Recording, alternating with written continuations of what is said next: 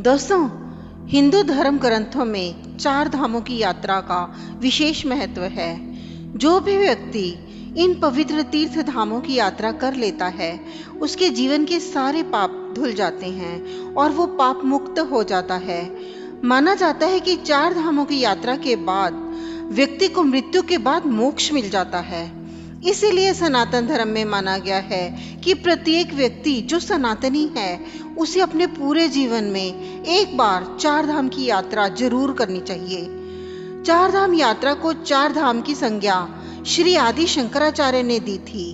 चार धाम यात्रा का अर्थ है उन चारों विशेष स्थानों बद्रीनाथ, जगन्नाथपुरी, रामेश्वरम और द्वारका धाम के दर्शन करना। इन चार धामों की यात्रा को ही संपूर्ण चार धाम यात्रा माना जाता है और जो व्यक्ति इन चारों धामों की यात्रा कर लेता है, उसे वैकुंठ मिलता है। सबसे पहले धाम की बात करें तो बद्रीनाथ धाम इन चार धामों की गिनती में सबसे पहला धाम है। बद्रीनाथ उत्तराखंड राज्य में समुद्र तल से 3133 मीटर की ऊंचाई पर बसा है। बद्रीनाथ मंदिर भगवान विष्णु के प्रसिद्ध मंदिरों में से एक है। इस तीर्थ स्थान पर जाने का सबसे उचित समय मई से अक्टूबर महीने के बीच माना जाता है।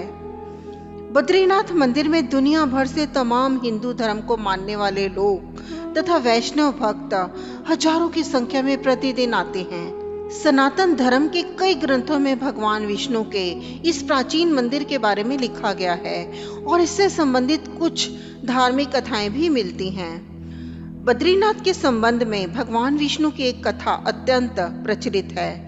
बहुत समय पहले एक बार भगवान विष्णु पृथ्वी पर साधना और ध्यान करने के लिए आए थे।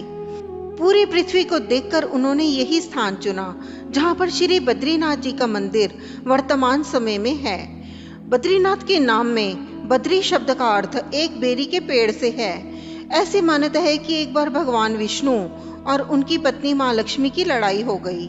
आपस में लड़ाई करने के बाद माँ लक्ष्मी भगवान विष्णु से नाराज होकर अपने मायके चली गईं। इधर भगवान विष्णु अकेले हो गए तो उन्होंने इस स्थान पर साधना करने की योजना बनाई।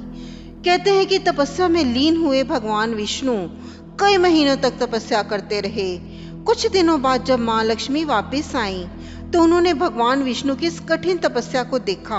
यह देखकर माँ लक्ष्मी बहुत परेशान हुई और उन्होंने इस स्थान पर बेरी के पेड़ का रूप धर लिया, जिससे कि तपस्या करते भगवान विष्णु की धूप से रक्षा की जा सके।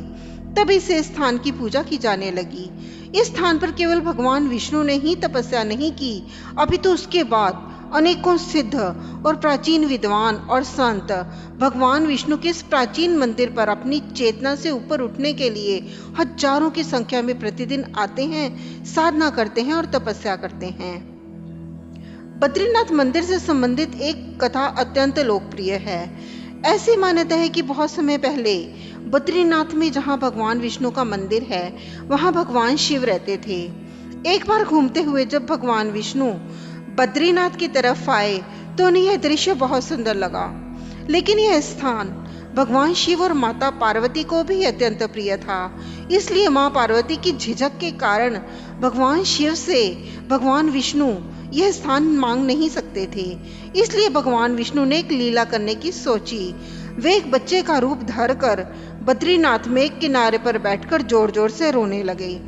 उस सुनसान जगह में बच्चे को रोता हुआ देखकर माँ पार्वती बाहर आईं और उन्होंने बच्चे से शांत होने के लिए कहा, लेकिन बच्चे का रूप धरे भगवान विष्णु नहीं माने और वे रोते रहे। तभी बाहर भगवान शिव बच्चे को देखकर तुरंत पहचान गए कि वो बच्चा कोई साधारण नहीं बल्कि खुद नारायण का रूप है। भगवान शिव ने माँ पार्वती से कुछ देर के लिए घर से बाहर जाने के लिए कहा। माँ पार्वती के बाहर जाते ही भगवान शिव ने बच्चे का रूप धरे भगवान विष्णु से बद्रीनाथ आने का कारण पूछा। तब भगवान विष्णु ने भगवान शिव को अपना मंतव्य बताया कि ये बद्रीनाथ का स्थान उन्हें अत्यंत प्रिय है। भगवान शिव ने अपने आराध्य का निवेदन स्वीकार किया और वह बद्रीनाथ धाम छोड़कर कैलाश पर्वत पर चले गए। कहते हैं तभी से बद्रीनाथ का यह मंदिर भगवान विष्णु का निवास स्थान है और यहाँ हजारों की संख्या में लोग भगवान विष्णु की आराधना करने के लिए आते हैं। बद्रीनाथ का उल्लेख भारतीय सनातन परंपरा के बहुत सारे ग्रंथों में देखने को मिलता है।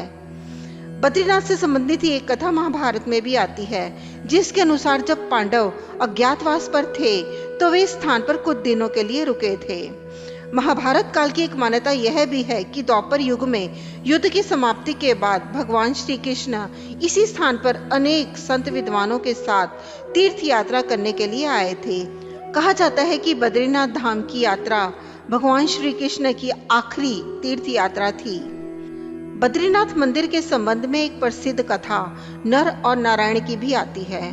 भगवान नारायण को भगवान विष्णु का अवतार माना जाता है।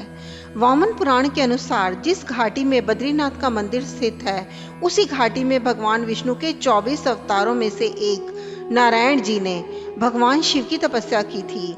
उनके कठिन तपस्या से प्रसन्न होकर भगवान शिव प्रकट हुए थे। घाटी के दूसरी ओर भगवान विष्णु का मंदिर यानी कि बद्रीनाथ मंदिर स्थित है। बद्रीनाथ धाम भगवान विष्णु को अत्यंत प्रिय है और विष्णु भगवान के संबंध में कई पौराणिक ग्रंथों का मानना है कि वे साल के 6 महीने अपने कार्य पर रहते हैं, अर्थात सृष्टि के संचालन में संलग्न रहते हैं और 6 महीने अपने परिवार के साथ आराम में बिताते हैं। ऐसी मान्यता है कि बद्रीनाथ ही वह स्थान है जहाँ भगवान विष्णु 6 महीने आराम करते हैं। कहते हैं कि केदारनाथ ज्योतिर्लिंग के दर्शन के बाद, भगवान विष्णु के इस मंदिर के दर्शन के बाद मनुष्य के जीवन के सारे पाप और कष्ट दूर हो जाते हैं। पौराणिक ग्रंथों में उल्लेख मिलता है, कहा जाता है कि जब तक भगवान विष्णु के इस प्राचीन मंदिर के दर्शन ना किए जाएं, तब तक पूरी दुनिया भर के हर तीर्थ स्थान की यात्राएं भी अधूरी ही रहती हैं। दोस्तों, अगर आपको आज का ये प्रसंग पसंद आया हो तो इसे लाइक कीजिए, शेयर कीजिए, चैनल को सब्सक्राइब कर दें। नमस्कार।